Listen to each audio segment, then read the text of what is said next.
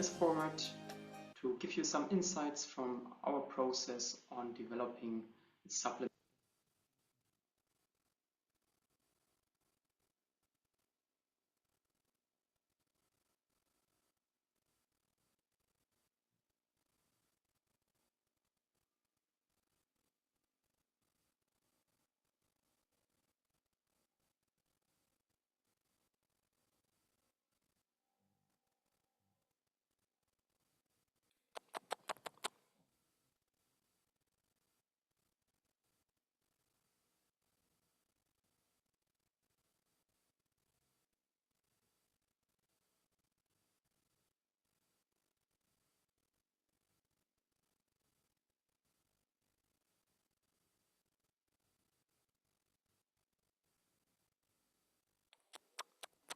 Sì, sì, sì, sì.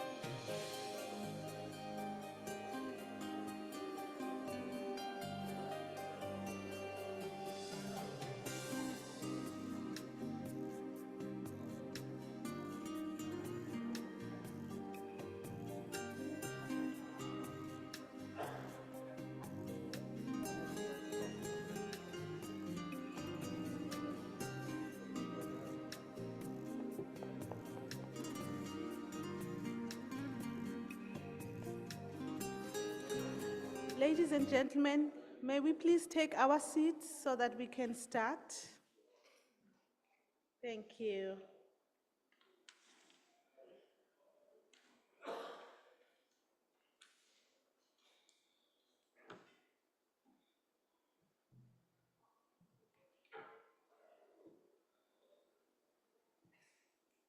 Great. Ladies and gentlemen, it is my pleasure to welcome you to this session on co-developing national adaptation plans with regional GEOs and national GEOs. My name is Lulu Makapela. I am the manager for the National Earth Observations and Space Secretariat, which is hosted within the Council for Scientific and Industrial Research in South Africa, and also a program of our Department of Science and Innovation. So just by way of introduction, there is a growing call for the GEO community to actively engage in global policy processes. A symposium session yesterday focused on the role of the GEO activities and opportunities for engaging with governments in such international policy processes.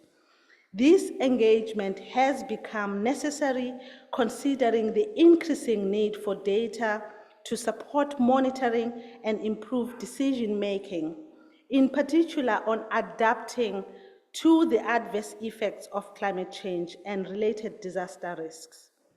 One of the pathways through which the GEO community has been engaging is through the national adaptation plans processes under the United Nations Framework Convention on Climate Change. Just to give another background, the NAP process was initiated by the 16th session of the Conference of the Parties to the UNCCC and reinforced by the parties' agreement.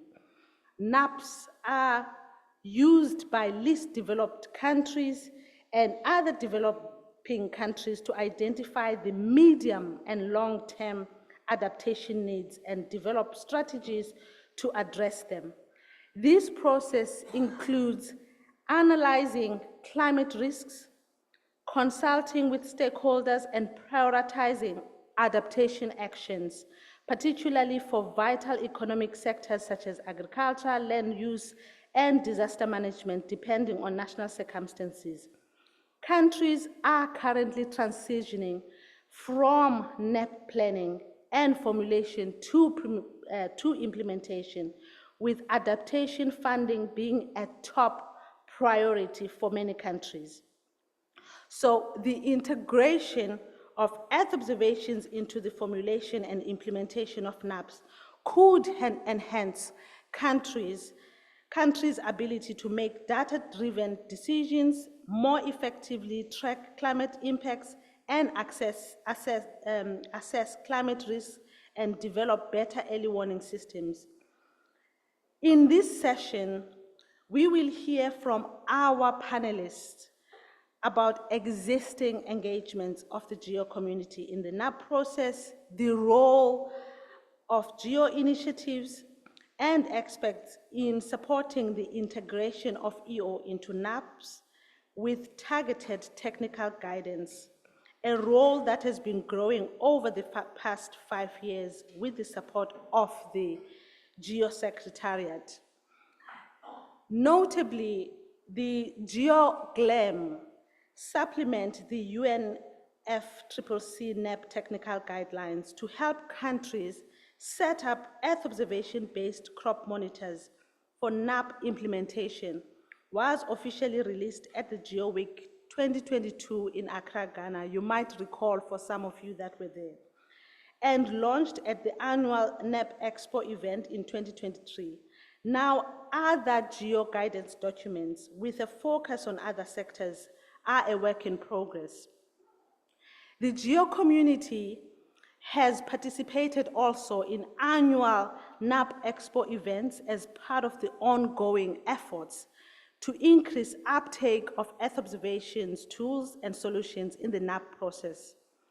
GEO-GLAM, GEO-Blue Planet, GEO-LDN, GEO-GLOWS, GEO-Mountains, and Digital Earth Africa have highlighted their operational or quasi-operational services that support adaptation nationally and regionally, at the NEP Expo events over the years, as was coordinated by the GEO Secretariat. And to date, we have seen increased use of geospatial information for adaptation. At the same time, there is a huge interest from the LDC governments approaching GEO to get support in developing proposals that present innovative Earth observation solutions to access climate finance through the Green Climate Fund. So in this session today, selected GEO leads that are here before us will share their experiences and provide recommendations on how other GEO work program initiatives can engage with the NAP process to assist countries in integrating Earth observations into their national adaptation planning. The session will also highlight the critical role of national and regional GEOs in bridging these gaps and advancing Earth intelligence solutions for country-specific adaptation planning. National GEOs and regional GEOs are collaborative networks and frameworks that seek to promote collaboration and coordination among the GEO members on the national and regional levels, respectively. We will begin with a brief keynote presentation that will lay the foundation for an interesting discussion today. This will be followed by a panel of discussions featuring the experts who will help us navigate this topic today. Our speakers today will include Mutsomi Malachane, who is the team lead for the least developed country expert groups and NAP at the Adaptation Unit at the UNFCCC Secretariat. We also have Ms. Esther Makabe, who is the Capacity Development Coordinator for GeoGLEM, and who is at the GeoGLEM Secretariat in Geneva.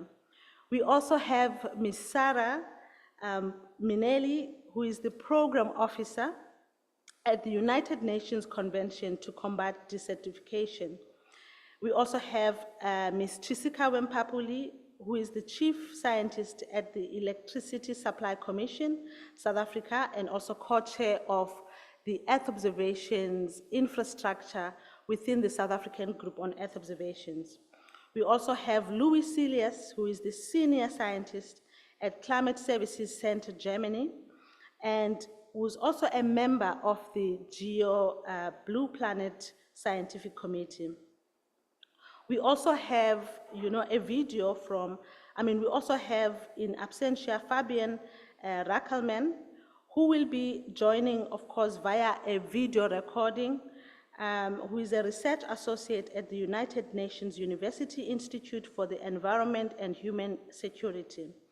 So, ladies and gentlemen, I would like to take now this opportunity to invite Mr. Mutsomi Malechane from the UNFCCC Secretariat just to give us, our first keynote brief presentation, and thereafter we will follow with inviting our panelists on the stage so that we can, begin the panel discussion. Mr. Mutsomi, the floor is yours.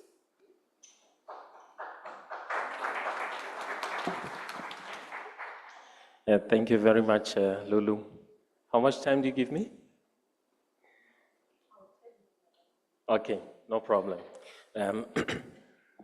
So I'm going to try, I think I'm going to make the benefit that I was not part of the workshop on communication that was done in the 2 days before. So I'm going to be very poor at communication, but communication is a good thing. It's a two-way. So you are going to help me, now that I was not at the workshop, help me communicate. So one thing that I just want to ask, I know we talk a lot about adaptation. Just a little bit, when thinking about adaptation, Why do you think it's important? Why do we do it? What do we want to achieve? Does anybody want to, just a word? Well, what's the end goal? What's our goal in adaptation? What do we want to achieve? Anybody wants to volunteer? Resilience. Survival. More words. Resilience, survival. Risk assessment. Okay. A good life under new conditions. Thank you very much. I think what I'm trying to arrive at is that we are looking at outcomes, and I think it brings us into, so how does all this that we are doing here, we're talking about Earth observations now, how do they lead us to those outcomes? And how are they going to be helping us? Myself, I'll be talking about national adaptation plans. How does a national adaptation plan actually then make a country to live better in the future? How does it help us achieve resilience, etc.? How do we achieve all these? And these are some of the questions that we've been struggling with, and I will start this with some introduction in terms of where we are. I'll highlight some points where the Earth observations, or at least the role of the geo community, would be critical. But also, I will tell you a story of where we are, because the NAPs were created in 2010, and thanks, Lulu, for introducing that, that now we are 14 years down the line. Have we made any progress, or have we made any fundamental change since then? And one of the observations is that progress is there, but it remains slow. So we need to do something. And that something, of course, is the whole community. So it's not only, of course, in this context, we'll be talking about the geo community or the Earth observations community on how we can play our part to make sure that we contribute to this transformation that we want to achieve, because there are many connected pieces to it. But the bottom line is that with adaptation, we need to be able to achieve this resilience, this better life. We need to safeguard development from the climate ravages when they happen. So in order for us to do that, we need to be implementing practical actions on the ground for us to be able to do that. We cannot do it by having conversations here. We cannot do it either also by collecting data alone. We need to convert that data into decisions and convert that data into actions. That's then we will be able to achieve the adaptation that we want. But then to be able to implement those actions, we need to have resources. In fact, one of the things that was introduced right now when we're talking about the GEO work program is that, of course, there's research and development, and then you have now the operationalization. But operationalization, you cannot have it until you have adequate resources for that. And I think Sven introduced it very well, that when you go to that element of operation now, you need money now to implement things. That's the challenging part as well. And this is also what we find in adaptation. So how do we make the NAPs to be like that? One of the things on the fourth bullet that you see here, adaptation is one area where the community wants to prove, or at least have confidence that what we are saying we want to do is solving the climate problem. And for us to be able to demonstrate that, this is now where the Earth observations come in, because the NAP themselves, or the NAP documents themselves, they should have very solid base in that climate is happening using the best available science, the best available scenarios. We talked about data. I will not talk about them because you know all the science. We were talking also about the AI yesterday. How do we help countries to make sure that they can have the best of the science that is applicable for their context to be able to frame their NAPs and be able to drive that decision? And then how do we also infuse that research and development component and making use of geospatial data, but not only that, but also indigenous knowledge as well, because many of us, we know that there's a lot of traditional endogenous knowledge and indigenous knowledge that exists. How do we bring all these pieces together to be able to make the right decisions? And the NAPs as well, the second element, or number 2 there, you will see when we are saying that it should be possible that when we have the adaptation, because currently right now, you will probably agree with me, all of you, that whenever we think about adaptation, we think of human solidarity, helping poor people, And that's why investments in adaptation are still limited. How do we transform that narrative into seeing adaptation as something that we need to invest in, because if we don't, then we are not going to move forward. So we also need to change that paradigm, and that's what we are looking for as we do the next generation of the NAPs. The other elements as well in this slide, as I said, we are very bad communicators. There's a lot of words, but for a purpose, I'll mention after the talk. The very last one talks about the monitoring and evaluation. And in fact, when I was listening to, they were called blockers in the session that we are just from. One of the main points that came out very clearly is how to assess the impact. And we can only assess it if now you have robust monitoring and evaluation systems and networks that are also going to be able to help us assess whether is what we are implementing making sense? Is it really reducing vulnerability? When we said we are going to reduce vulnerability to drought, or vulnerability of the crop systems to drought or extreme temperatures, are the measures that we are implementing over the years, have they resulted into better yield by the farmers and the communities and the livelihoods? So we can only achieve that if we have enough Earth observations and enough data for us to be able to prove that. Unless we prove that, then we will not even be able to tell whether we are making the right assessments or the right decisions in that way. So this is just what I wanted to see. If you can see how neat or how do we need, or where do we need the Earth observations, because without them, I was also introducing yesterday that I don't think, I don't think, we will not be able to do adaptation if we don't. So on my slide here as well, here I just want to just show you as well that indeed we do for us in adaptation, or at least in the adaptation, we need the Earth observations right from when we have to do the decision making at the very beginning, for the government to set a vision and say that we are going to, in our resilience program, or at least in the next 5 years, this is what we are going to be tackling. There has to be solid evidence. Many governments, or at least in the countries that are experiencing extreme drought, then if drought is a priority, then the Earth observations are the one to help us solidify that fact. If heat is an issue, the same. If floods are also an issue, is the same.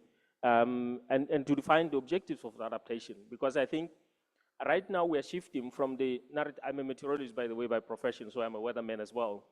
I used to enjoy very much doing my modeling calculations and coming up with the scary figures and scary diagrams to my minister and the government and showing them how horrible it's going to be in the future. But we are no longer doing that. We're starting to look at the development first and start to see what does the climate mean to the development. And to make those decisions, we do need the Earth observations very solidly, and to assess the risk and vulnerability, and to say in the near term, this is what is going to happen. How do we change? If we have to abandon cropping because water is going to incrementally become less, then we have to make those decisions early. And with Earth observations, we can be able to make these concrete decisions on time rather than being late, because if my country doesn't have as much rainfall, you can irrigate all you want unless you are going to import water from elsewhere. So you have to look at other alternatives and other solutions. The climate science basis for implementation, and I think Lulu, you introduced it very well as well, that our funding mechanisms, and of course it will continue to be so, they require that countries demonstrate that what they are presenting is not a development project necessarily, although that's very difficult to tell. But at least there has to be enough evidence that this is driven by the climate. I talked about monitoring and evaluation. So this is the brief introduction I just wanted to make, and I'm happy to share more as we continue to have this conversation. Thank you very much, Lulu.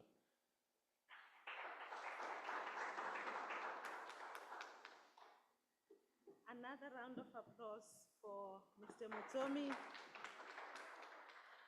Ladies and gentlemen, allow me to take this opportunity to welcome the members of our panelists on stage so that we can begin the next session. So Mr. Mutsomi, Ms. Esther Makabe, Ms. Sarah Minelli, Ms. Chisikawe Mpapuli, and Louis.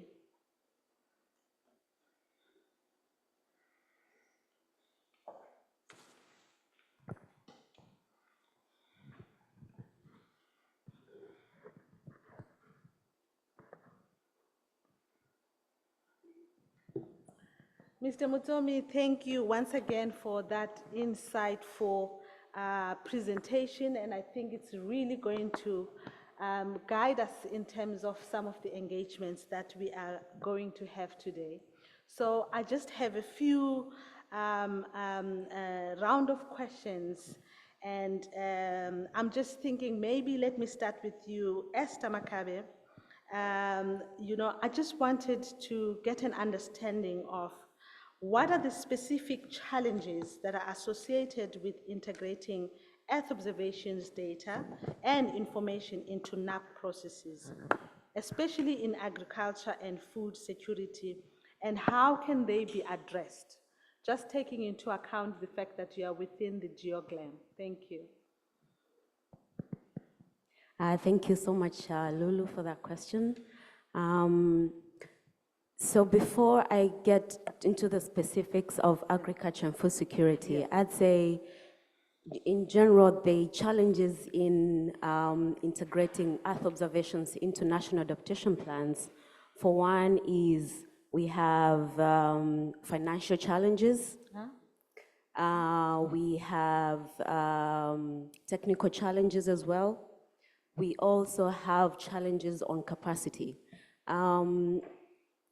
Financial challenges, to say there is not, Earth observation is not well known in our governments, especially in the less developed nations.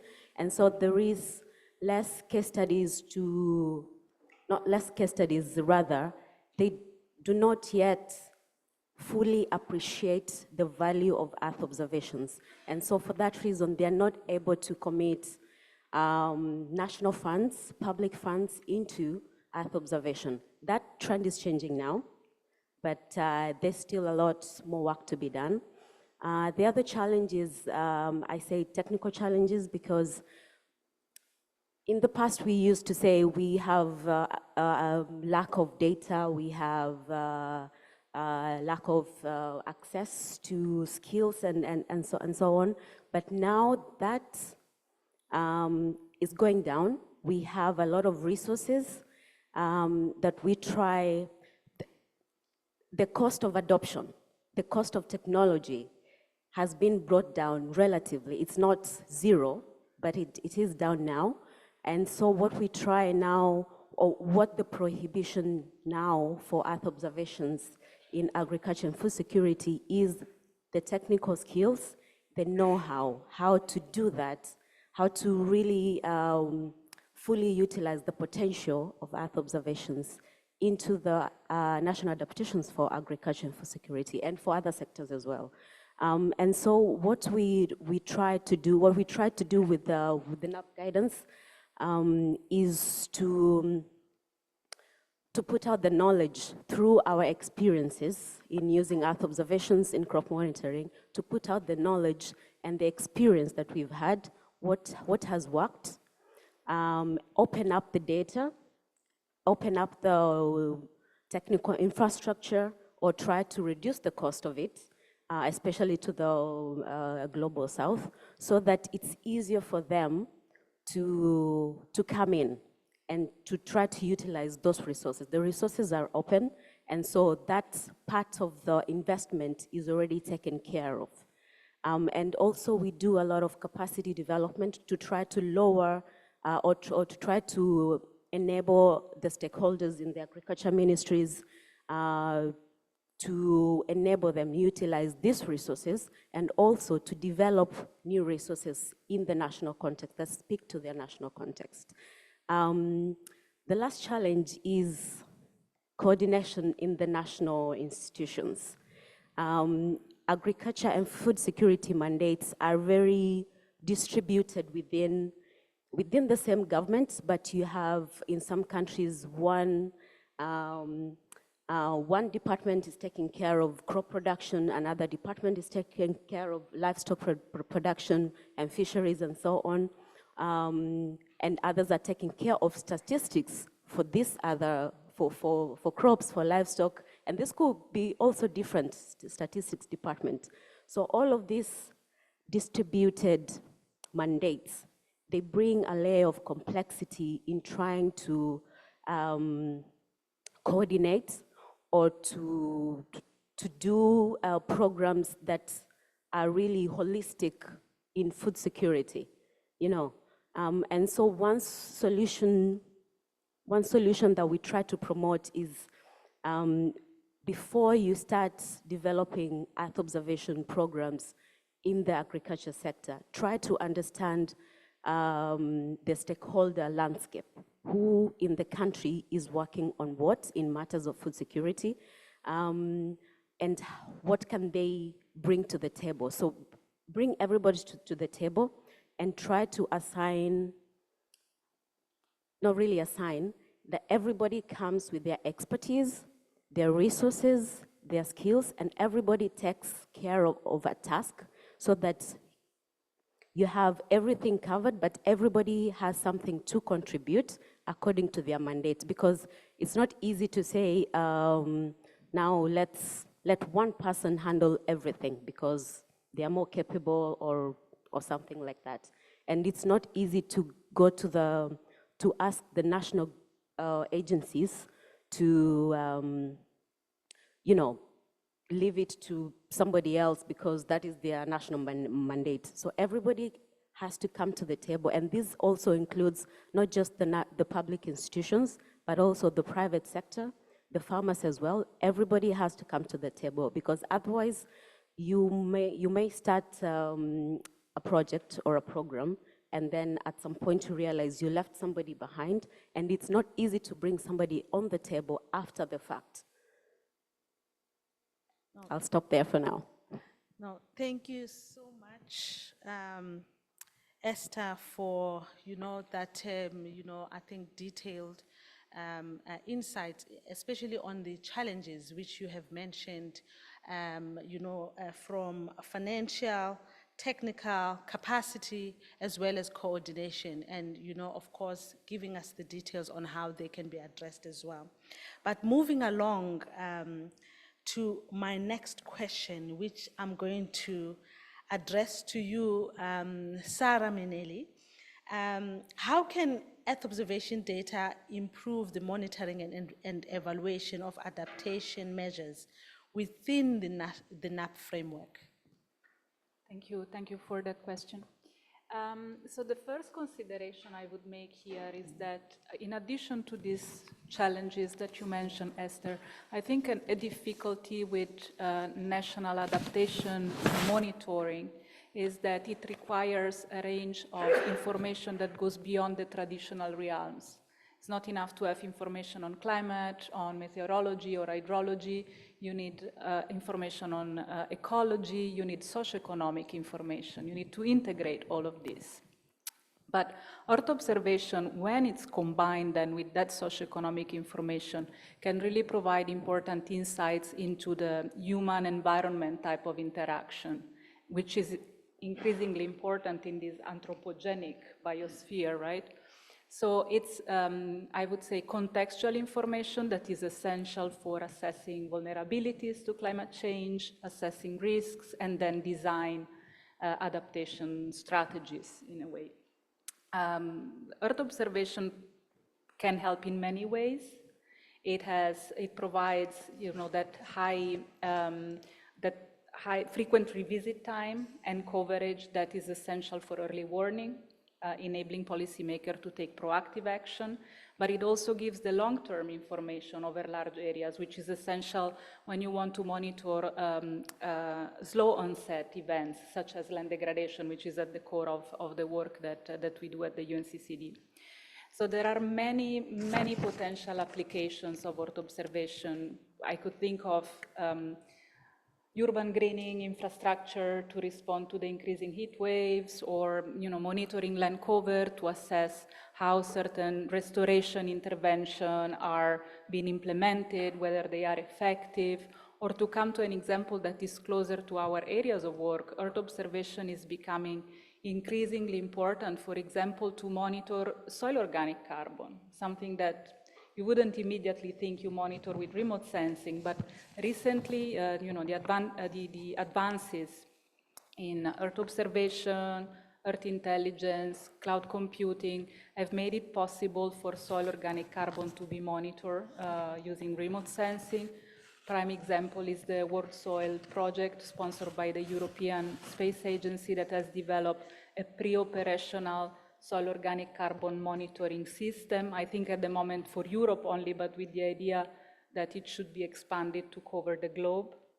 And this is the essential information that you need to assess whether you are able to increase organic carbon in soil with a range of benefits in terms of productivity, enhancing biodiversity, and enhancing the livelihood, improving the livelihood of the population. So in broad terms, I would say Earth observation it's really making a difference, not only in helping us to monitor our environment, but also helping, with economic growth and social development and sustainable development. Thank you so much for that. And what I get from you is that contextual information is actually necessary to ensure that we are able to monitor and evaluate the NAP processes. So now next, let me come to you, Chisi. Can you tell us what are the strategies that can be employed by SA GEOs or national GEOs to enhance the country's capacity to effectively utilize Earth observations for climate adaptation planning and implementation? Thank you, Chair. In terms of South Africa, we do have a very effective capacity building strategy. And with that capacity building strategy, for years, it has been used as a vehicle to allow users out there to learn more about EO as well as to implement the EO. So in terms of NAP, we do see that there is a gap that needs to be filled using the very same vehicle. And also, we also have different research institutes that are actually matured on the areas of NAP, where they are assisting different stakeholders in terms of vulnerability analysis as well as climate change risk assessment. However, to close the gap, I believe that we need to move forward as a country with the assistance of SAGO to engage with both stakeholders who are on our strategic leadership as well as our operational level stakeholders. So as operational, it is very much difficult to move forward in terms of building capacity without investment of the strategic leadership as stakeholders. So we do need that release of resources to allow the operational to start doing the work, and there we will be able to see the proper implementation or successfully implementation of NAP in the country. Thank you. Thank you so much. I think it's very critical and important to ensure that, we implement these strategies, especially at country level, looking at GEO and the focus on national GEO mechanisms as a link to the regional coordination. So I think it's really, important that, at country level, because that's where we believe that, we can actually achieve effective implementation. Now moving along to my fifth question, which I'm going to address to you, Louis. How did you assess the need of countries for this supplementary NAP guidance? Thanks, Lulu. Just to take 1 minute, maybe less, to explain why you probably haven't seen me at events like this before, because I'm from the climate tribe. So I, together with GeoBlue Planet, which I also represent, we don't see the point in talking about coastal adaptation, separating Earth observations and climate science, climate projections. There is no point in going to our our eventual users to tell them, I'm from the EO tribe and we've got this solution, or I'm from the climate tribe and we've got this solution. We ask our end users, what are your problems and how can we fix them? Technology independent. So to get specific about the question, I have to provide some background to make sure that you understand what we are busy with. So some of the background is this. With ambitious blue economy plans and targets, even for least developed countries, with coasts and oceans, there must be some recognition that those projections cannot be achieved under climate change. So there's a lot of emphasis on the blue economy, but very little at this stage on the long-term future of the cost benefit under climate change. That's one thing. Secondly, since the 1860s, there's been a 5 times increase in coastal populations and a 53 times factor increase in coastal assets. The IPCC projects that by the middle of the century, 1 billion people will be living in low-lying coastal areas.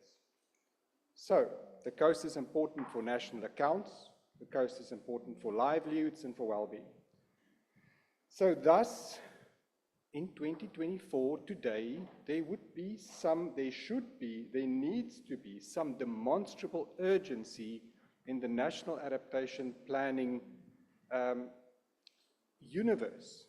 And I'm specifically referring to the UNFCCC NAPs, that coasts and oceans are critically important for adaptation and for planning adaptation, especially for the LDCs, but also for countries in the global south. And my message to you is there is no such demonstrable urgency currently visible in the LDC NAPs that we've evaluated. So how do we know this? There are 3 things. Firstly, we evaluated 30 published national adaptation plans that were published on the NAP Central website. So a handful of those 30 NAPs had any positive inclination about the value of coasts within the national adaptation planning process. A handful, maybe 1 or 2. As far as I know, there's one specific coastal adaptation plan developed as part of the NAPs. So that's the first thing. The current NAPs is telling a story of countries either don't know or they don't have the ability to plan coastal adaptation. Secondly, we evaluated 35 supplementary materials, hoping to find extraordinary guidance for countries to include coasts and oceans in their national adaptation planning process. The same problem. A handful, literally 1 or 2 of those supplementary guidance had any high level of suitability to specifically guide coastal adaptation.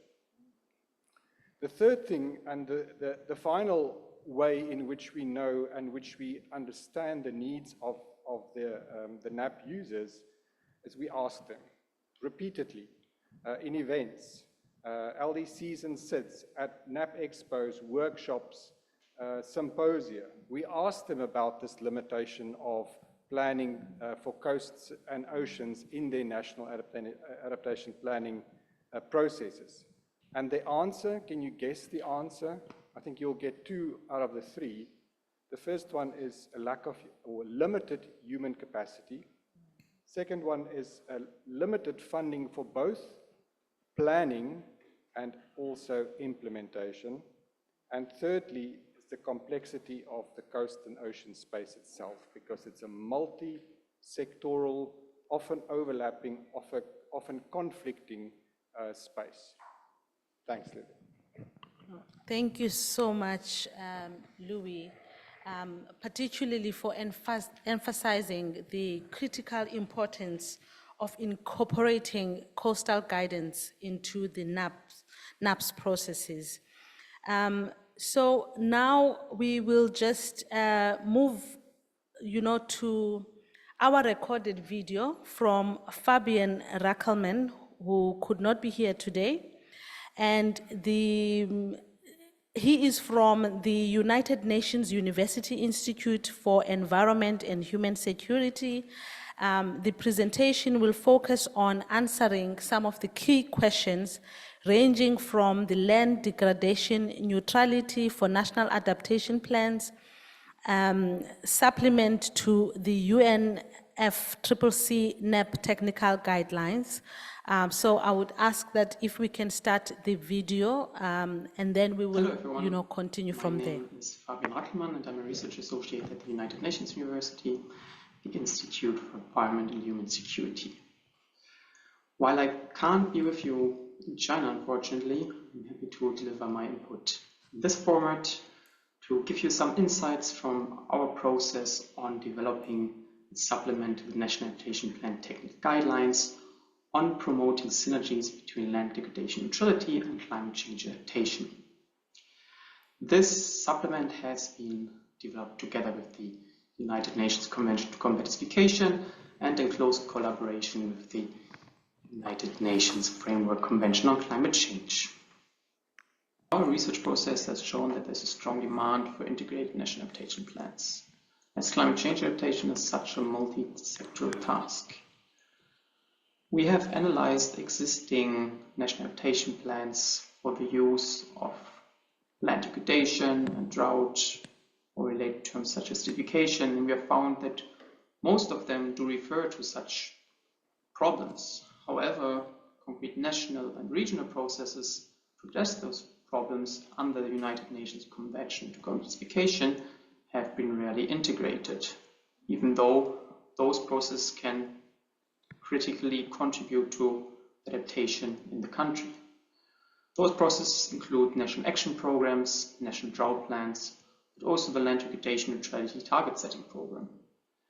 This issue has also been acknowledged by the last UNC COP, which called for the supplement to be developed to promote synergies between the National Adaptation Plan process and UNC's objective of combating acidification, land degradation and drought, and the achievement of land degradation neutrality. We have therefore developed a supplement with the structure that you can see here. Firstly, we introduce into the different concepts and processes that are relevant to climate change adaptation, but also to the different processes of the UNCCD. We highlight similarities, but also differences, and then we provide step-by-step guidance, highlighting cross-cutting topics such as gender, land tenure, and finance, and also presenting different case studies and tools to make it more visible for the user how outcomes could look like. Structure builds on the National Adaptation Plan technical guideline. However, acknowledging that this one is currently being updated, we have integrated recent developments on climate change adaptation knowledge, and further we have compiled a very comprehensive exclusive summary policymakers that is independent from the National Adaptation Plan technical guidelines, which outlines key findings but also key recommendations to integrate processes under UNCCD into the National Adaptation Plan process. To make the content of the supplement as relevant as possible and to address the challenges to integrated national adaptation plans, we presented the structure of the supplement to the LEG meeting. We had the opportunity to speak to national focal points, to the UNFCCC, those working on national adaptation plans, but also to UNCCD national focal points who work on different land-related topics. And one question or one answer to why those two processes are not that integrated, they were mentioning that there's a too extensive number of relevant sectors that needs to be integrated into national adaptation plans. But often there's also limited awareness and capacities of the department leading the national process to involve every other department. This is also often related to limited funding to set up, for example, and maintain cross-sector working groups, but also to conduct detailed risk assessments and embrace different adaptation options. One opportunity that we also had to identify challenges and to identify whether our supplement speaks to the challenges was the National Adaptation Plan Expo this year in Dhaka, Bangladesh, where we identified with practitioners different challenges and thus could prove whether our supplement is speaking to those challenges effectively or not. One approach to overcome the challenges is Earth observation, as it can help promoting synergies between land degradation neutrality and climate change adaptation within the National Adaptation Plan process. We found that Earth observation can help to assess and prioritize risks associated with climate change and land degradation. Further, can help to appraise and prioritize adaptation options that can both contribute to land degradation neutrality and address climate change risks. And further, it can help to effectively monitor and evaluate the ongoing National Adaptation Plan process, but also the National Adaptation Plan implementation later on. And lastly, I want to finish with a few recommendations that have been learnings from us during the process of developing the supplement. It is important to engage with those that will work with the supplement, so I highly recommend to take part in National Adaptation Plan expos. Those participants we spoke to were highly interested also in Earth observation. It is recommended that regional GEOs or national GEOs organize training activities for departments leading the National Adaptation Plan process so that they are getting aware and able to use suggested tools. And here also the several uses of Earth observation can be highlighted. For example, those that can be used for land degradation neutrality, observance, and also to highlight how this data can be used for processes relevant to climate change adaptation. And with that, thank you very much for your attention. Of course, feel free to reach out to me, whether it is on the content of the supplement or related to the process of developing the supplement. Have a great end of the session. All the best from Bonn. Let's give a round of applause for him in absentia. Very good recommendations, for GEO on how, we should, how we should, on the supplement to the UNFCCC NEP technical guidelines. So I think now, at least we are at a comfortable stage where we have looked at the challenges and we've looked at some of the aspects from, of course, from the organizational perspectives, also, through to the countries themselves. So I just have, maybe let me start with you, Louis. Is the GEO Blue Planet supplementary guidance addressing the implementation of NAPs in addition to NAP formulation? Thanks, Lulu. I'm going to answer your question by not answering it, maybe a long way around. Talk a little bit firstly about the fact that the supplementary material we're doing for the coasts and oceans are done on a best effort basis. So in other words, we don't have any dedicated funding to do so, and it is turning out to be quite a major effort over time. So why would organizations do this? And this is the message that we took from the NAP process and from what Motsomi said initially. The NAPs offer a mature policy environment into which we can feed Earth observation and climate services and any other scientific evidence with which to have societal impact. So that is the key message for us, is that using the NAPs gives us this amazing ability to talk directly to societal impact through adaptation. That should make you sit upright and think, how can I connect with the national adaptation planning process? So in terms of what we hope to achieve with the supplementary material is two things. Firstly, an awareness of the need to include coasts and oceans in national adaptation planning. So we would like to measure that as maybe 100% growth in the content and quality of coasts and oceans aspects in future NAPs. Secondly, we want to create an urgency to include coasts and oceans in future NAPs by the supplementary material. I'm cautious about talking about suggesting implementation success. That's not, as far as I can see, the point of the supplementary material, but to support implementation. The coast and oceans across the land-ocean interface is a complex multi-sectoral planning domain. So there's no known policy mechanism that can resolve coastal and ocean planning and adaptation issues in one go. Okay, so it's a slow process. There is, however, an urgent need for some pointed questions about process, stakeholder engagement, value, valuation, cost-benefit, ambition, equity, justice, and fairness, to name just a few. So whenever countries start talking about coastal adaptation, there are a couple of critical things that they must consider, and we can provide guidance on many of those things.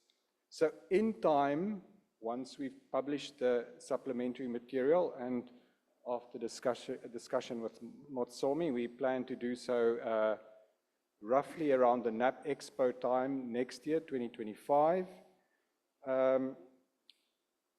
Once we're at that point, then it would be really critical for us to start looking at case studies. So in other words, technology independent questions from coastal countries in terms of adaptation needs, and then matching those needs with either climate services or Earth observations or whatever science information is needed to develop climate adaptation plans for the countries. Thanks. Thank you so much. So we must link directly to impact and also ensure that we incorporate, the coastal guidance. How do you then envisage connecting this guidance with the actual implementation of NAPs, including developing the EO monitoring systems and climate services for coastal and marine ecosystems? Thank you. Firstly, I want to assure the audience of the critical importance of Earth observations and climate services. So just to make sure that I don't give you the impression that the science and the evidence is not important. So it's important for national adaptation planning, but also for local and subnational implementation of actual adaptation. So from protecting coastal assets to marine resource livelihoods, tourism, ecosystem functioning, ecosystem services, ports, you can identify Earth observations in support of all of those multiple sectors. I've only listed a few.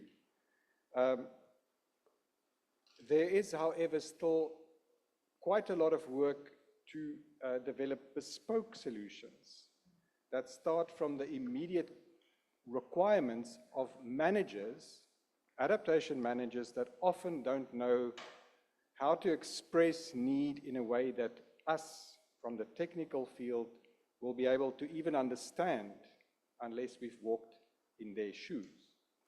So I'm advocating with Makabe quite a lot of emphasis on understanding the endpoint and the user universe into which we are hoping to bring Earth observation and climate services for adaptation.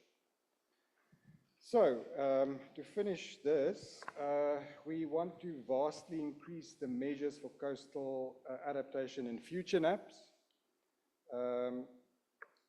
And what I've seen in this GEO symposium is that there are so many solutions that are ready-made, ready to go, and they are presented from this forum to what is known as the users. But we would like to see the users asking the questions, and then we match them with the solutions to fit their problem. I think that's enough. Lulu? No, thank you. Thank you so much. I think, I mean, I totally agree with you. I think the users are critical in terms of, being the ones that at the end of the day, we create the solutions for. So maybe let me take it to the country level to you, Chisi. How can then, just listening to all of these discussions, how can national GEOs foster collective action to advance the integration of Earth observation into NAP processes within South Africa, for instance? In the context of South Africa, we currently have 9 strategic intervention, and under 9 strategic intervention, we've got 11 sectors that have been identified. So through those 11 sectors that have identified, they are actually aligning with the current SAGO COP setup. So therefore, we must use the very same vehicle under SAGO, which is a capacity building, to bring those other 11 sectors in the room. The biggest challenge right now, and this challenge has been around for a while, is to work in silos. So we found that this sector go and do their own climate change modeling, their own climate vulnerability analysis, risk assessment, and the other department do not know, and they end up reinventing the wheel or duplicating that which has been done. So I believe that going forward, we need SAGO to bring people in the room, share what they have been doing, share the gaps, and be able to work collectively together in an integrated manner. If I am currently doing busy with the analysis on drought, that drought, it covers the entire South Africa. Water Affairs should be able to benefit from the analysis that have done, and they should be able to draw the lesson learned from the work that I've been doing. So using the SAGO, I believe that it's the right vehicle as a country going forward to engage with all 11 sectors, not to leave anyone outside. Thank you so much, Chisi. I think with all of this effort of GEO in ensuring that we strengthen the national engagements through the national GEO mechanisms, I think it's essential that there is coordination, because if we work in silos, like you said, it will be difficult to achieve, what we want to achieve. But then let me ask you another question. How can then the national GEOs and regional GEOs support the formulation and implementation of NAPs? On that, I believe that engagement like this in terms of the national GEO, the regional GEO, and not only the regional GEO, including the international. So when we talk about the climate change, I believe that globally we are all affected. And globally, we have all drawn lessons from different areas of the areas that we have been working on, depending on our national NAP.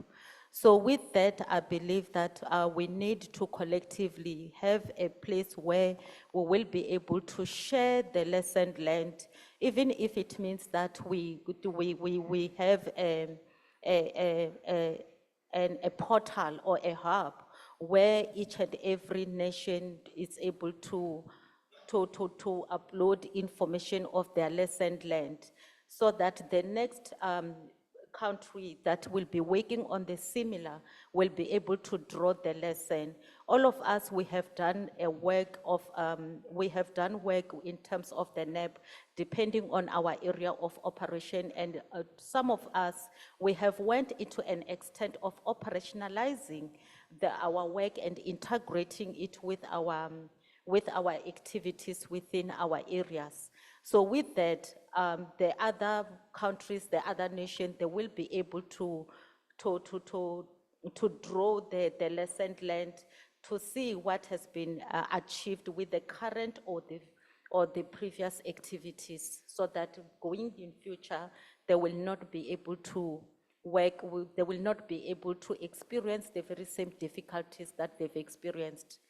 So the GEO as a whole, going down to the national GEO, I believe that we have to work together and also to understand the cultures of those areas. Because some of the areas, most of the countries, they've got their own way of working, they've got their own cultures. They also collected data set that they have, of which on that we will be able to identify the gaps that they have so that we can be able to go forward. So there is a clear link between the global, regional, and national, and I think it's very critical that we utilize those. Moving to you, Sarah, how can EO be effectively integrated into NAPS to combat desertification, land degradation, and drought? Yeah, so I would like to link back to the presentation from Fabio, the video presentation from UNU, where he already highlighted that land degradation neutrality targets, drought plan are not fully reflected into NAPS. So the first step, as all the speakers have mentioned, is to break these silos and try to enhance that policy coherence.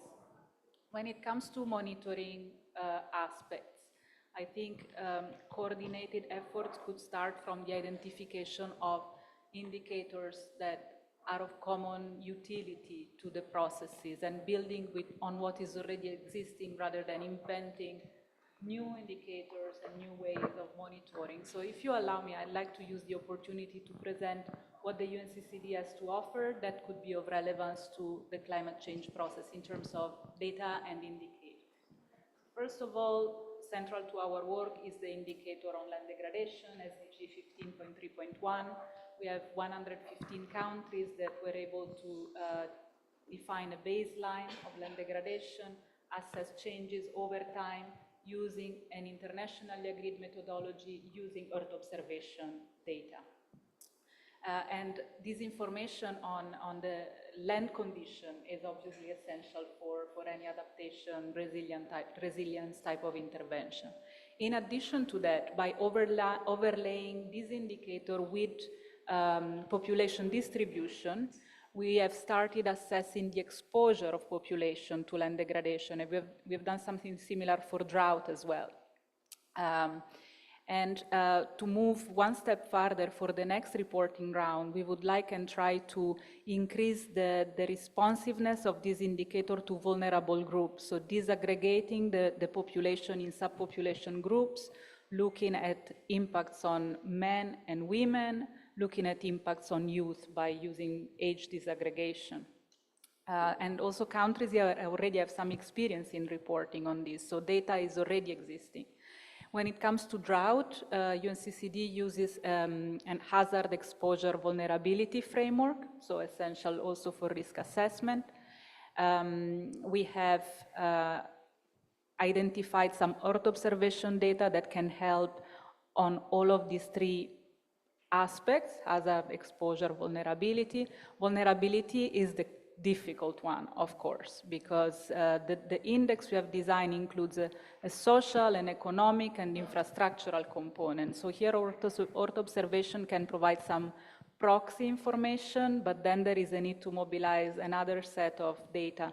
So we have designed a tiered approach where countries can adjust the level of complexity of the index based on the available data and based on their capacity. Finally, one other thing I wanted to mention, this is not yet operational, but the science policy interface of the UNCCD has produced a report on multi-scale approaches for monitoring ecological and social resilience to drought.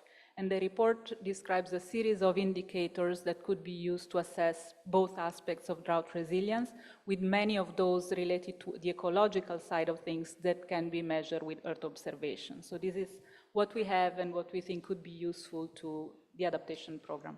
Absolutely.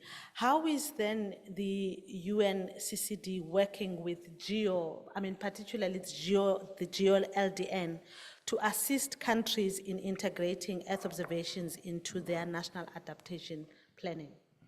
Yeah, so let me start by saying that the GeoLDN has got a mandate from the UNCCD. It was created based on a request from the UNCCD to help with monitoring SDG indicator 15.3.1, so land degradation. So that's at the core of their work, or of our work, I would say, because I collaborate on a daily basis. But the mandate then goes beyond that. So not only reporting, but really helping countries with assessing, planning, taking decision, and monitoring land degradation neutrality. Now, given the similarities between land degradation neutrality and climate change adaptation that Fabian highlighted in his presentation, I think the work of GeoLDN in terms of helping with data access, tools, capacity, is also relevant for adaptation. And I think particularly what is relevant is the focus of GeoLDN on integrated land use planning. So GeoLDN is really working with countries to help doing what was mentioned at the beginning, that the core here is not just to make data available, but to transform this data into decision.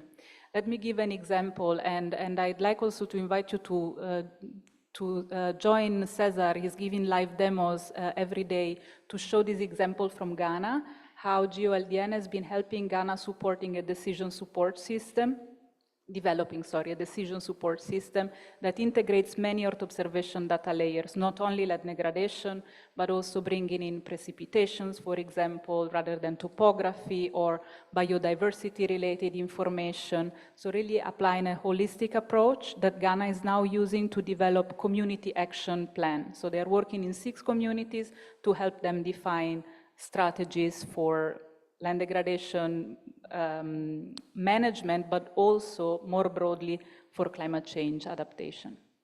No, thank you so much. Just listening to some of the, I think discussions, especially, the significant, of course, need for supplementary guidance in different areas from coastal, LDN and others. So maybe let me move to you, Esther, in terms of what would you, what would you say, are some of the significant achievements, particularly of the GeoGLAM NEP supplementary guidance?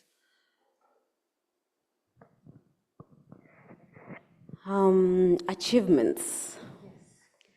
I'm not sure I would label them achievements, or rather, not yet.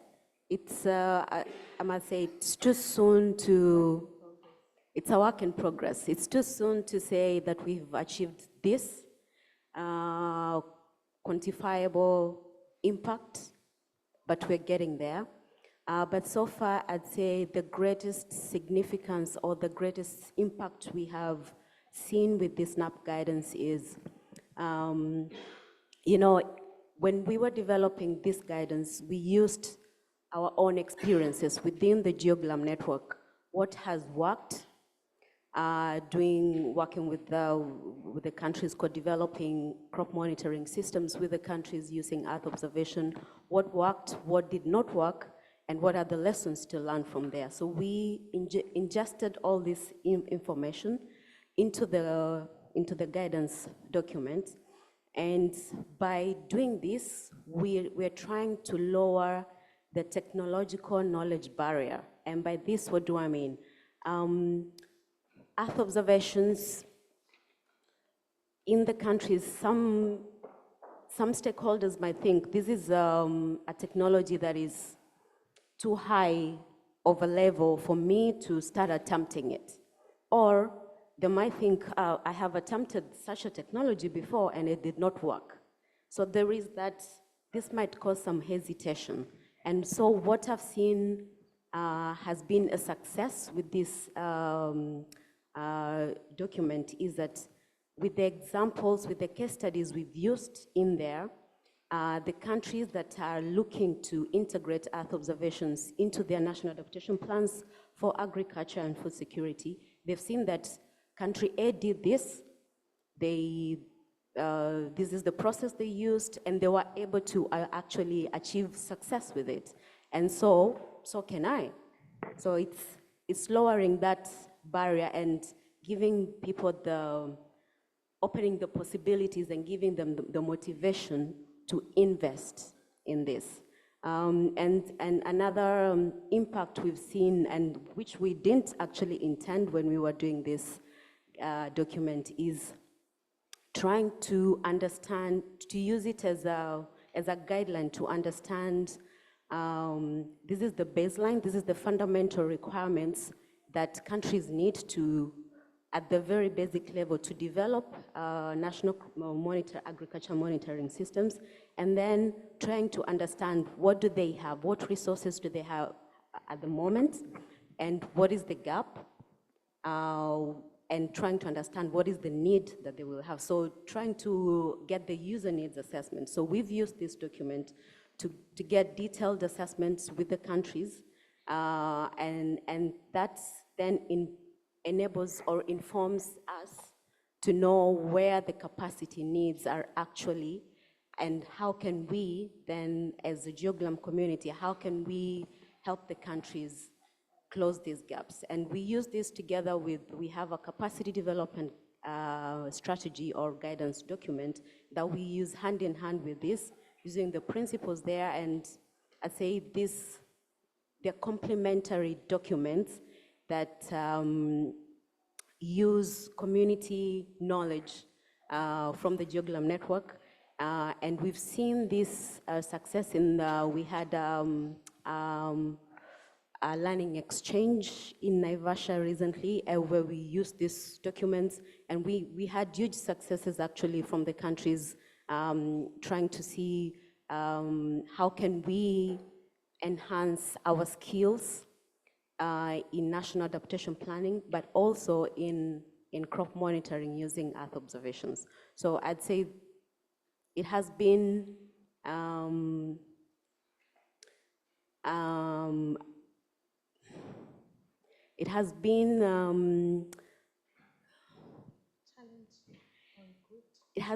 a challenge trying to, sorry, I'm blanking out. I'll stop there, I'll stop here.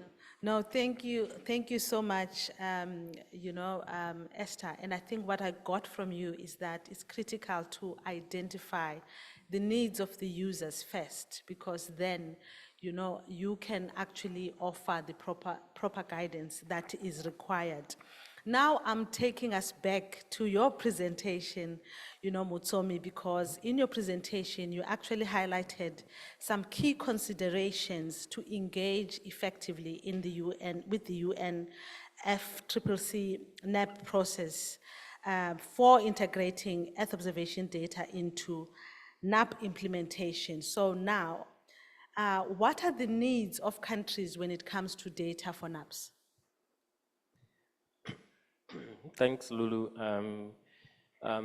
Perhaps maybe this was already covered, I think, in the previous sessions, but I'll just highlight some of the key things that were already highlighted. The thing is lack of access to the and availability of quality updated data.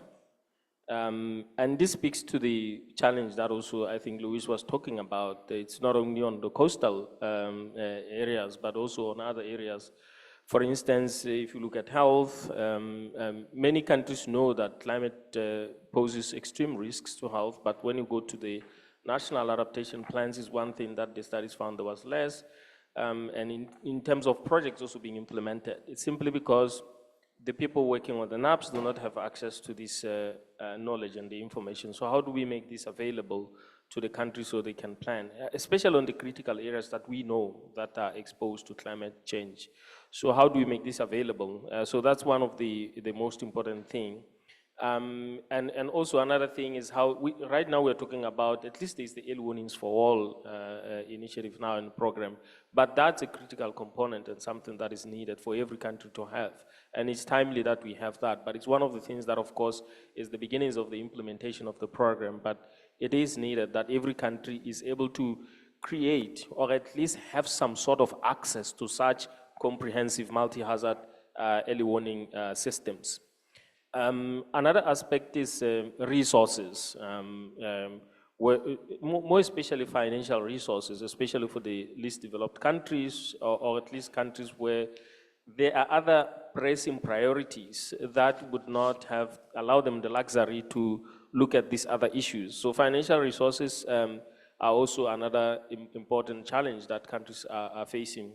And has the last two is that the awareness, and I would say maybe gaps in information and knowledge exchange and management is also another area there that we can perhaps see how we can close that. Indeed, there are so many global portals, global data sets. How can we make this available? I think on top of all this, what we are trying to say, and in fact what our executive secretary is actually now pretty much pursuing, is that we have now spent 14 years since we established this process. Out of the 154 developing countries, only 58 today have an app. So if you want to think about when will all the 154 produce their apps, well, we're talking about another 30 years to come. Is that what we want? Obviously, I don't think so. So what we were trying to do is that how can we make sure that we handhold and push every country? So the geo community, I think what we can do is that when you go back, go to a country that you work with and say, hey, do you have an app? If you don't have, how can we help you have one tomorrow? This is one of the things that is needed. And also in terms of the implementation of projects as well, to say, are you already implementing programs on projects in some of your key areas? What is the challenge you are encountering? If it's data, how can we make that available to you now so that you can start to implement projects? So I think it's a time that we have to focus on the specific, I would say, targets and milestones, and not try to fix the little bits of problems and challenges we are finding here. So it's to identify those specific targets and help countries to move towards that direction. Thank you. Just adding on that then, what are the skills that are needed to ensure that, we can effectively implement the NAPs within the countries?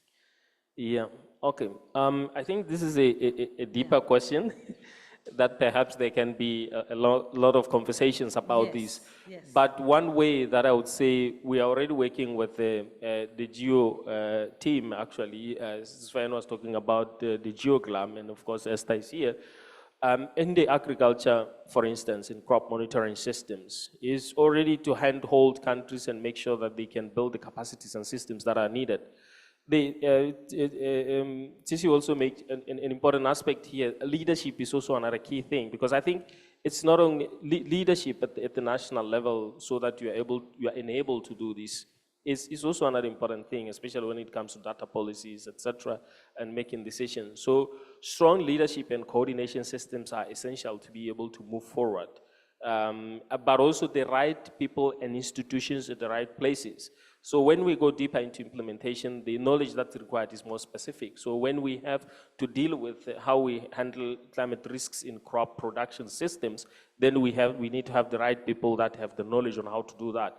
And of course, it doesn't mean that every country has to build their own individual capacity. In fact, in many of the Pacific Island countries, there's a lot of experience that you don't need to build your own capacity. You can build regional capacity that is able to service. So it comes also to the question you were also asking, how can regional GEOs also play a role in helping the countries? And I think there are these specific areas where the need is there, but also we need to see how we can connect that to the needs of the countries. Yeah, thank you. Yeah, no, thank you so much. I just want us to move us swiftly now into particularly the best practices for, for the GeoWork program, especially after listening to all of the recommendations that have been made here, because within the GEO work program, we aim to develop a transformative program.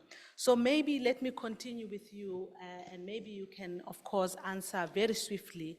What are the key considerations for GEO and GEO work program activities to engage, with the NAP process, with the aim to integrate Earth observation data into implementation of NAP? Yeah, thanks, Lulu. I think building on the experience that we have and some of the good practices that we have, I would say in terms of the crops, we already have something that, but those kind of like specific interventions are very important in order for us to be able to build that.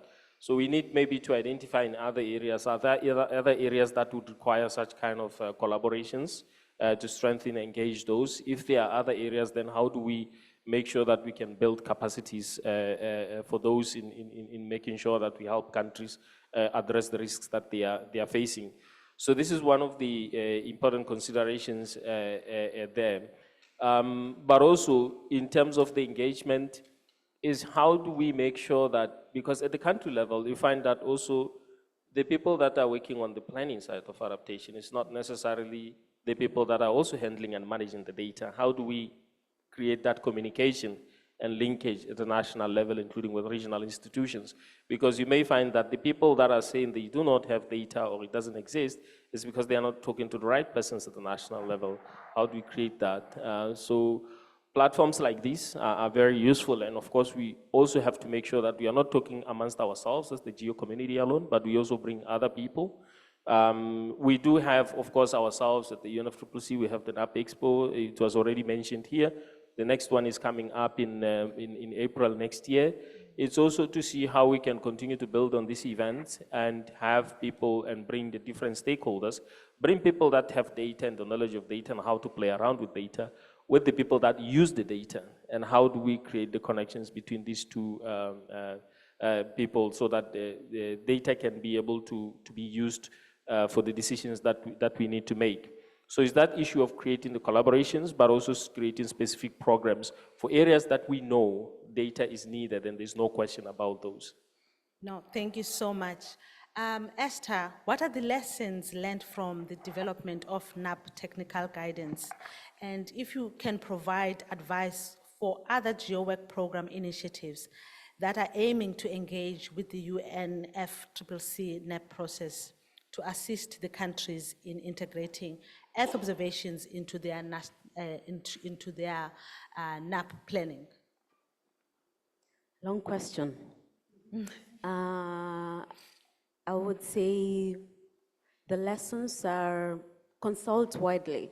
And I'm glad that a lot of the panelists highlighted the need to understand the needs of the user first. So I'd say consult the experts widely so that you know the approaches and the best practices out there already, but also understand the users from their perspective. Do they actually need this service? And why?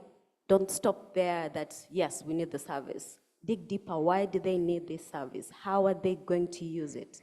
When you understand this, then you can start developing or working your impact pathway better, so you can develop a product, a guidance document that can really impact or that they can really apply more readily.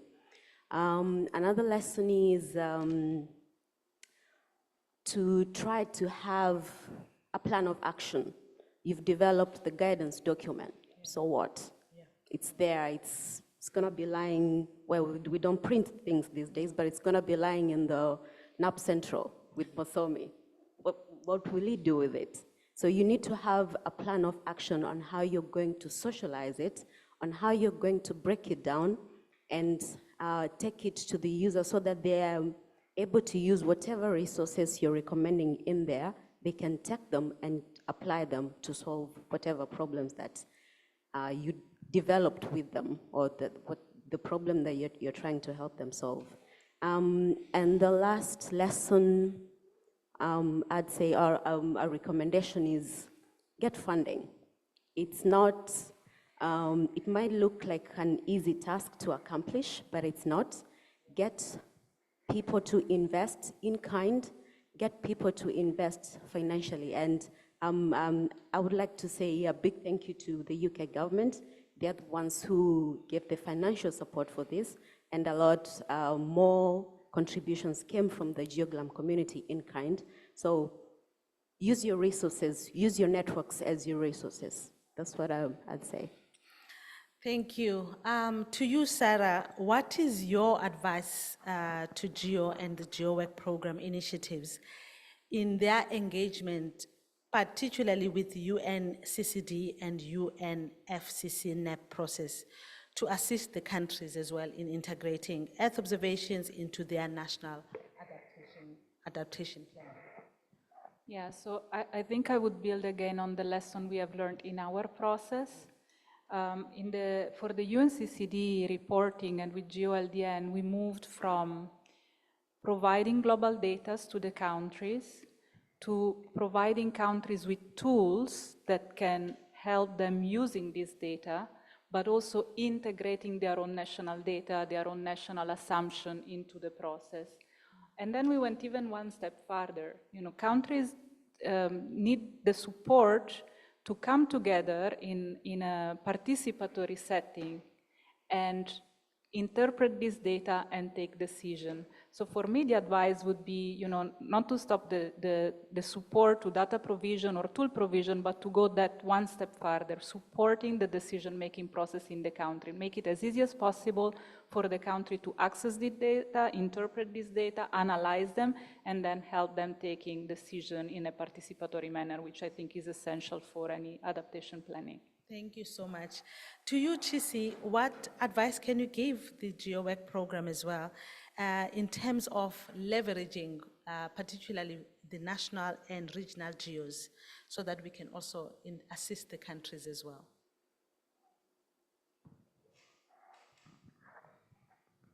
Thank you, Lulu. I will advise the SAGO or the GEO to start consulting and start engaging with the actual user, the actual technical people. One of the things that we do not, and we usually do not realize is everybody is anxious with the impact of disaster or of climate change induced disasters. It is not fun when it happens. It is not fun when we lose infrastructure. It is not fun when lives are lost. And I believe that what we need here, if it is a communication, how we communicate with the people who are supposed to fund us, we need as a GEO to learn how to communicate in a way that our communication will be impactful. The reason that people do not buy in, and that is based on my experience, is because we go there and we speak our scientific jargons and we confuse the entire room. Nobody understands what we are saying. And we close up our laptop, we go, we said, they don't want to buy in. And the only issue, whereas it is ourselves our only issue is we are not communicating in a level that a layman will understand our language. So I believe that we need funding. We need to be the source of transformation. In the next 20 years, we must not be speaking about the data that has not been operationalized.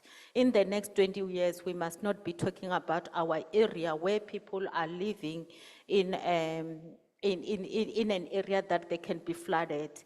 We must not be talking about our engineers building infrastructure in sinkhole-prone areas. We need to start engaging, and those people, they are waiting for us. They are confused, they do not know where to start. They are waiting for us to come and engage because they don't even know that we exist, for that matter. So I believe that the GEO community need to assist us maybe in terms of engaging and what type of a language that is impactful that we must use. Thank you. Communication is key. Thank you. Chisi, I think my last question to our panel, which is coming to you, Louis. What is your advice, for our GeoWork program initiatives in their engagement in the NAP process? My last question on a soapbox.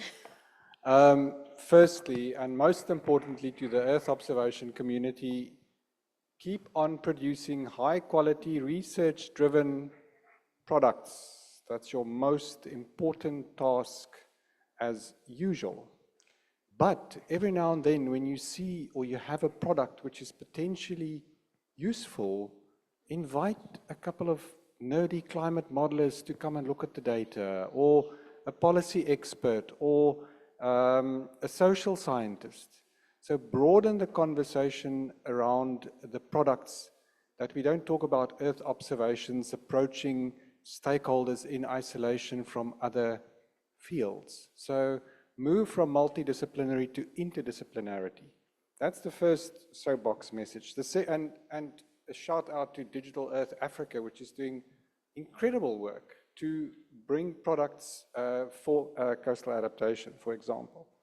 The second message is in the frame of the word transdisciplinarity, which I've sometimes heard used here.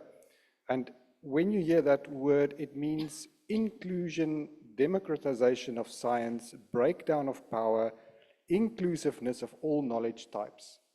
So my second point is something that Makabe and basically all the other speakers already said, and it's a reconsideration of the term user as a catch-all phrase for any downstream receiver of Earth observation information. There are an infinite number of users. So whenever you refer to users, be specific. That tells your audience that you've carefully considered who you are talking about. So if it's about coasts, it's not coastal users, it's about port operators specifically, or land use planners in the coastal zone. Then your audience knows that you have carefully considered your user constellation. They are never a single user. There's a constellation of users. And take the time to understand and to plan with users what we call a solution value cycle. Okay, there is not a single solution that goes directly from the satellite sensor to, or very rare, to a decision maker. There's a complex process that is in between, and every speaker has mentioned this. So the term user is loaded with complexity. And take the time to understand this complexity and what it means for the continuity of data all the way to knowledge, and implemented knowledge as wisdom. Thank you very much, Lily. Thank you so much, and thank you to our panel. I'm realizing that we might be running, behind in terms of time, but we do want to allow, I think, just a few questions, from everybody. I know that we've asked our panel exhaustively a lot in terms of the questions, and we do have the Mentimeter as well, which is our online interactive tool. We would like to invite you, if you can just quickly scan it, so that you can be able to respond to the questions that will be posed on the screen. But maybe from the floor, if I can take a few of the questions in the meantime. Oh, there's a question right there at the back. I think I must give you mine. Thank you, Paula.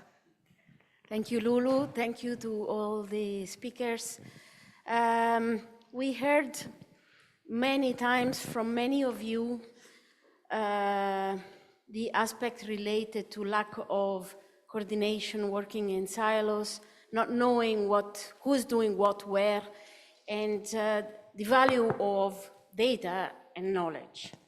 In GEO, we're working hard on having the GEO Knowledge Hub being the centralized digital repository for all open available applications.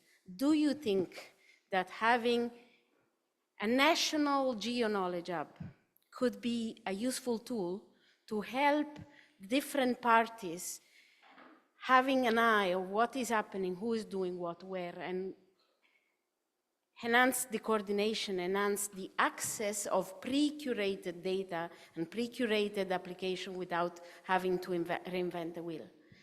It's to whoever. Thank you so much. I think Louis is ready to answer. Love to jump onto that question. Yes, I think GEO is duty-bound to do that in any case.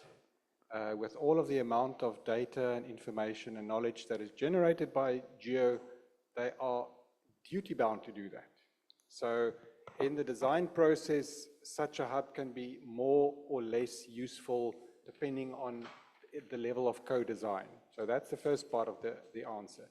The second part of the answer is by referring to, maybe some of you know the UN for NAPS initiative, and Motsomi is the one that should be talking about this. But it's basically a hotline for countries to phone in and say, I have an adaptation issue. Can you please help me? And then the UN for NAPS initiative bounces this between all of the UN bodies to come up with a bespoke solution for that. And please help me out if I'm paraphrasing incorrectly. But let's talk about a GEO hotline for adaptation, which is technology independent, and it focuses on the question asked by the user. And then from there, it gets bounced and matched with GEO solutions. Thanks. Thank you so much. Can I just add a small thing on this? Also within GeoLDN, we realized that we came up with a regional help desk for GeoLDN in collaboration with RCMRD as a starting point, but then we realized the needs are more broader. Each region needs a help desk, and is not only for GeoLDN, but maybe something that is cross-cutting. A first entry point where questions related to the use of Earth observation can go, and then that would be the point of contact for other initiatives, going to GeoGlam or going to GeoLDN with specific questions, but having a hotline, a help desk, that would be, I think, also supported by the GeoLDN community. If I may come in, that will really help a lot, because most of the time we realize that people out there, they keep on reinventing the wheel, they keep on duplicating, they keep on doing a literature review of something that somebody has already done 2-3 years ago in order to meet the same requirement, or in order to produce the same product. So having that kind of a portal, it will help a lot, and it will help to expedite the implementation of NAP. Thank you. Thank you so much. Can I take one more last question from the floor? I see that side. Mr. Amos has a question for us. Yeah, thank you very much. Thank you, panelists, for a very nice discussion. For me, I think your inputs are very core for driving the post-2025 strategy. And I have a question to my good friend, because you mentioned that the NAPS, about 50% of countries have NAPS. Now, you also have roughly 50% yet to get there. Now, if you look at the fact that we are pushing for, let me call it zero hunger by 2030, if you look at our push, it's also very slow. We are a lot of indicators we are not meeting. Now, I I just want from your perspective, after coming to GEO and seeing the beautiful things that we are doing, now I want to promote GEO, the beautiful things that we are doing. Now, in the post-2025 strategy, we are trying to see how to strengthen the national GEO mechanism.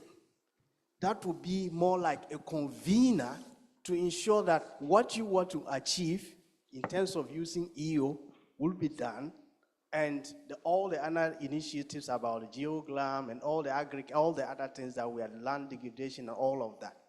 How do you see your entity collaborating with GEO through the national GEO to really facilitate that resource mobilization effort for us to really push your agenda and at the same time also push our agenda, and at the end we have a beautiful world? Please. Thank you.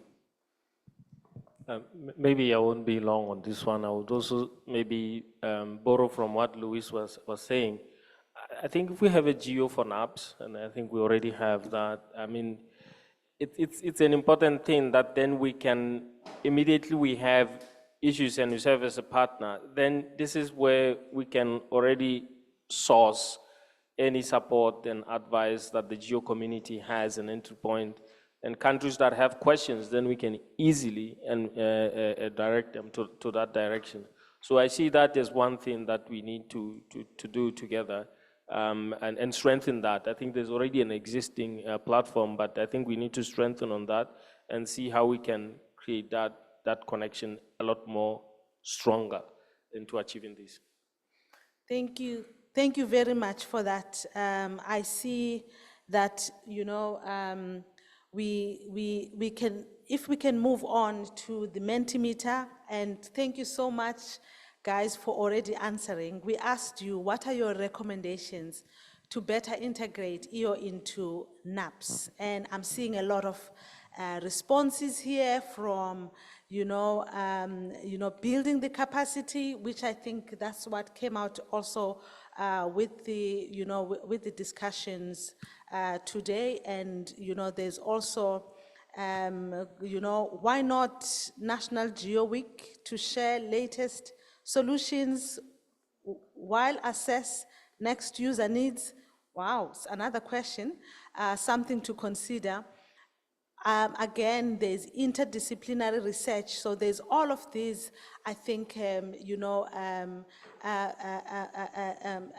what you call recommendations that have been made here, including the collaboration between agencies that we've already discussed. If we can go to at least 2 more questions, and we see, so the next question is, what role can National Geo play towards influencing the use of EO in national adaptation planning?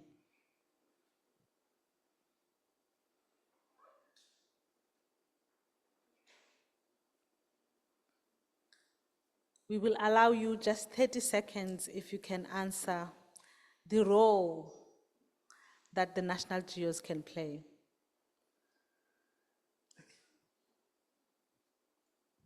Yeah, so a bit insight into what these national geos are. So geo is at a global level where all countries and regions are convening.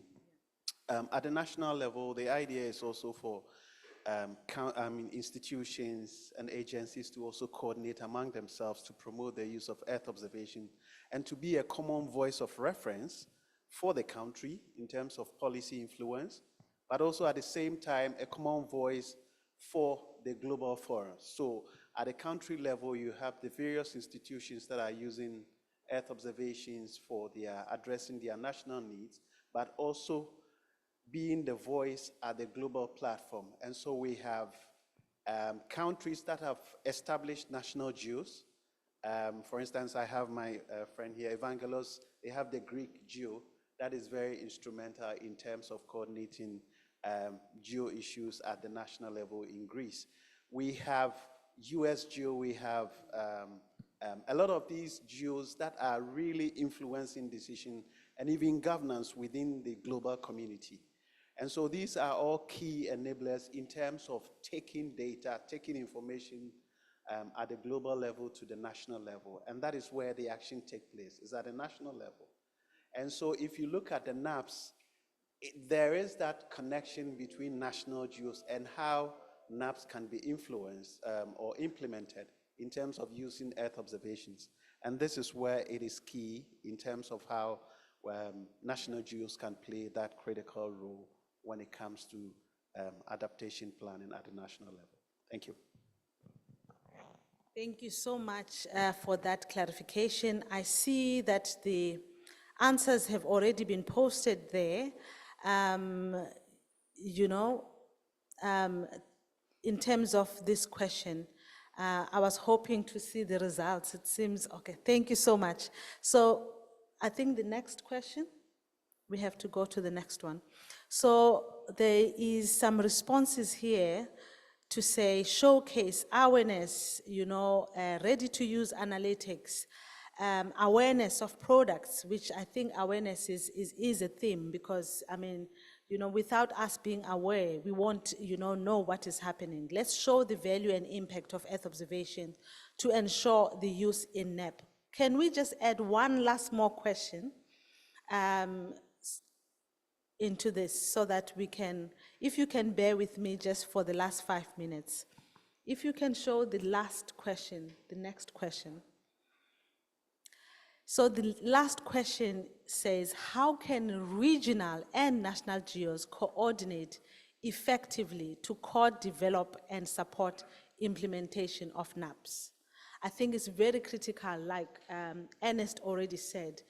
Whilst we do have a focus on the country level participation, how do we link up with the regional, GEOs to ensure that we can effectively, or the regional GEOs can effectively, coordinate at national level?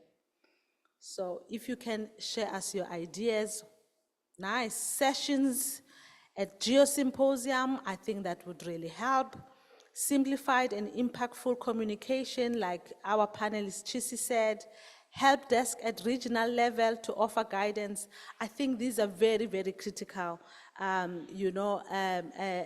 recommendations on how we can effectively co-develop and implement the NAPs. So, ladies and gentlemen, allow me just to firstly take this opportunity to thank everybody, you first as the audience, a very good audience today, for participating in this session. Let's give ourselves a round of applause. Let me also thank our, great experts, the panel of today, for engaging and actually answering all of our long list of difficult questions. Thank you so much.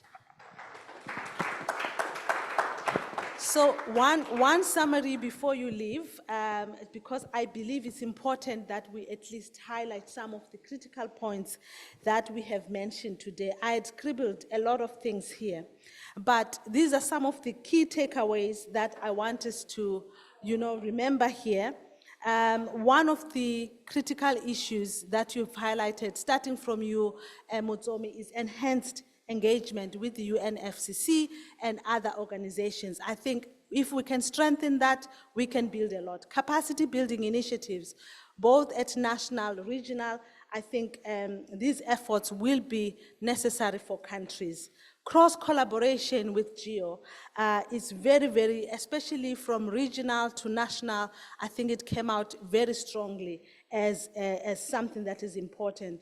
And also providing the tailored technical guidance and support to assist the countries, I think is very, very critical.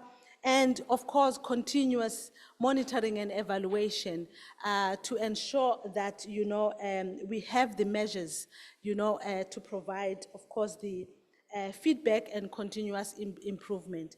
Ladies and gentlemen, I really appreciate you being patient with us and indulging with us for this session. We wish you all the best for the rest of the sessions and the rest of the week. Thank you so much.